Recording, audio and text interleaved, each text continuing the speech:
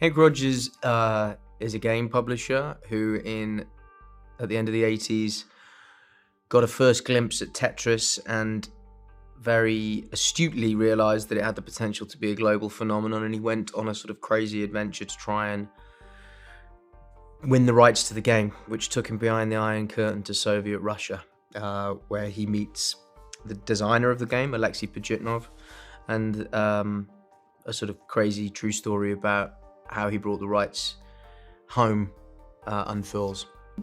The most exciting thing about playing him, well, he's just a very lovable, kind of slightly cowboyish, very enthusiastic character. I liked the energy of the character on the page, and I thought there was a fun performance to give, and it felt kind of different from anything I'd done before.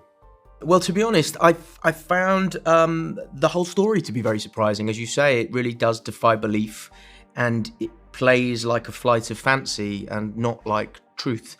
The movie's kind of testament to the fact that reality can be stranger than fiction. So yeah, it just seemed like a great premise for a film. I actually really enjoyed the scene where I'm drunk at a party with Alexei after I go over to his house for dinner, because it shows Hank for his kind of sense of fun and enthusiasm, and he's sort of, it's a minute in the movie where he kind of stops thinking about Tetris and is just sort of present and in the moment and enjoying himself and enjoying his connection with Alexei. And I really enjoyed filming that scene with Nikita, and he's a really, really brilliant actor to work with, and so that sticks out in my memory as something that I had fun doing. I just think that I hope they have a good time, you know. It's an interesting piece of history if you're into gaming, and it's fast-paced and fun.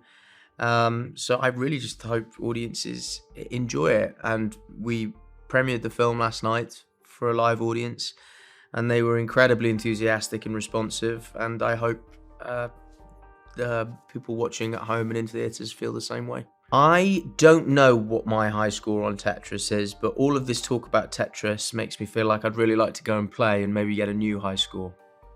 What surprised me the most about the Tetris script was the fact that this crazy guy puts his life on the line for this computer game that at the time was completely unproven.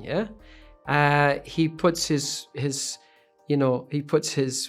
financial situation in jeopardy, he puts his family situation in jeopardy, because he believed so much in this game, and for someone to have the passion to do that is quite arresting, you know. It's quite surprising, and I think that was the thing that when I first read the script, I was like, wow, this guy's really out there, you know, and I thought that will make an incredibly fascinating character to bring to screen. My favourite scene in the film is when Hank makes the breakthrough with Alexei, when they're having dinner in Alexei's house, It feels very honest, it feels very real, and when you talk to the real Hank and Alexei, it's their favourite scene in the film as well, so that's another reason I like it so much. And Nina, Alexei's wife, is really suspicious of Hank, and she is questioning him about, did he steal, you know, Alexei's game and stuff, and then they bond. Hank is clever enough to see, how can I change this situation round, and they bond over their love of programming, because they both say the same line at the same time, and it's halfway through the movie, and it's where the movie moves on to where their friendship takes a turn, and I think that's a very pivotal scene. There's quite a few scenes I love in the film, quite a few favourites I have, but that's a very wholesome scene, So Hank and Alexei weren't really involved in the shooting of the film. They came to one day additional photography about a year after we had wrapped on main photography. They were involved in the script, They worked with Noah on a lot of the details. Like Alexei would advise on, you know, the correct sort of coding for any computer programming that was shown on screen, and Hank would be, you know, advising on what was it like in Japan at the time, what was it like in the Soviet Union at the time, what were the colors like, how dirty was it, and these sort of textural sort of details.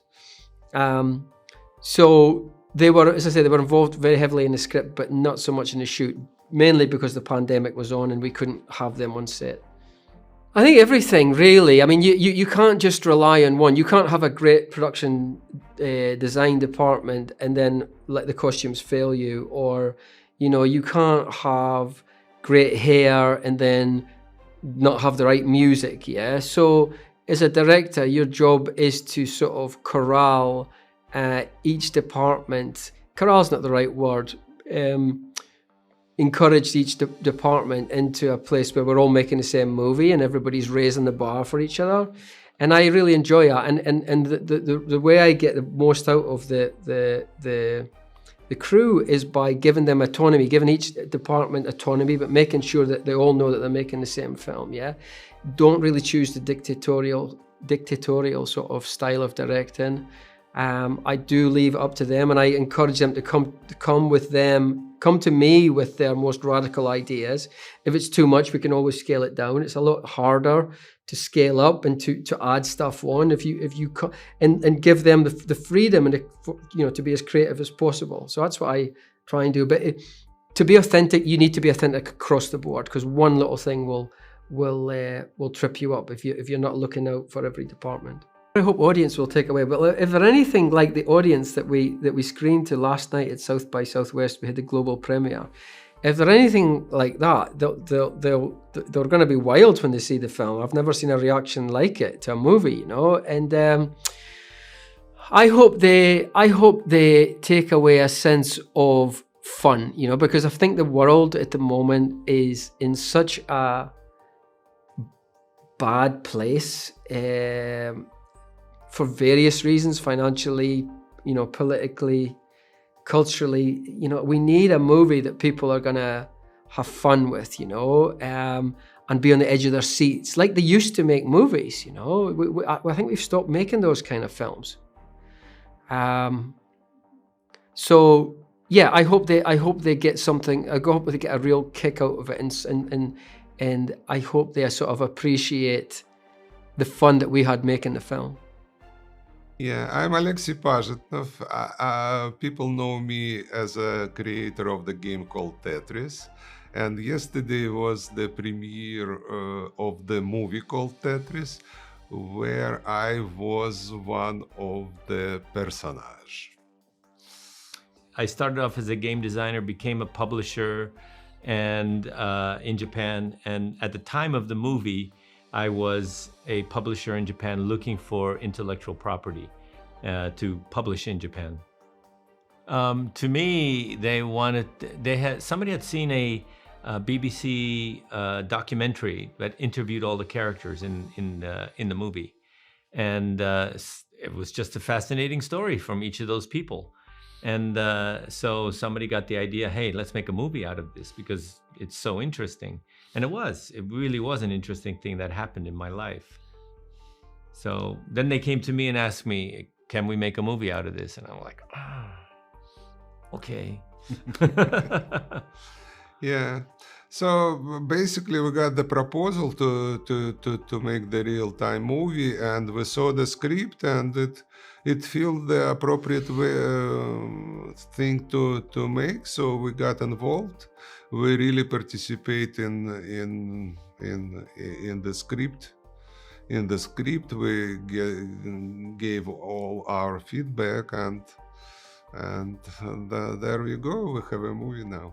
Well, it was really fascinating, frankly, because we got involved. We knew the script, but the script is just, you know, just a whole bunch of text, and when you see it on the screen, you got real emotions and feeling out of it. That was shocking and very emotional experience. It's a little bit like an out-of-body experience. You know, I'm watching myself. Wow, was I really like that? And in some aspects, it's good acting, and some aspects, it was really like that. You know, I really did go through that door. I really did jump on a plane with a tourist visa and break a bunch of laws in the Soviet Union. So there's, how can I say, there's exaggeration, and then there's, how can I say, things that really happened. Taron, Well, yeah, go ahead. okay, I like Taron very much. He performed absolutely great for Hank. I even sometimes at the end I have strange impression that I saw Hank on the screen all the time. Just illusion. Well, whereas Nikita is concerned, I can't be objective because I really in love with what he done. He's very good actor, and I'm not sure he is he kind of looks like me at that time, but I like his performance very much. Yeah, so for me, on Nikita's performance, you know, Alexei was a little bit shy and reserved and so on, and he carries that into the movie brilliantly. And as far as Taron is concerned, you know, I was like a little brash, going places that I'm not supposed to go. I'm not saying that I crashed parties or anything like that, but yeah, I certainly took chances that other people didn't take at that time, or maybe never. And if you don't take a chance, nothing interesting going to happen. So for me, what I want the audience to understand is that no matter the ideologies, because there were completely weird ideologies going on at the time in the world and still today, and strange governments with crazy ideas, but people are people. And, you know, Alexei and I couldn't be more different, but we are friends. And so friendship trumps all of the other stuff that goes on in the world, meaning politics, war, whatever. Friendship wins. Yeah. And I made a small discovery for myself during yesterday premiere, which was tremendous, by the way. Well, I did expect the people's reaction on us as a hero, as a human acting and whatever. But it never occurs to me that the game itself is like a personage in the game, in the movie, and the people reaction on Tetris scene and Game Boys in the movie was really fascinated.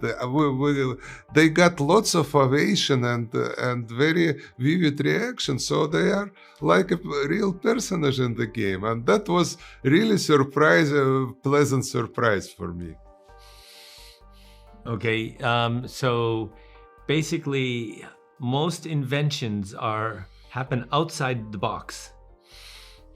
So if you have an idea, don't get in the box, stay outside the box and follow your passion. That's my advice. Follow your passion, do what you think should be done, because if you ask too many people, you will be back inside the box.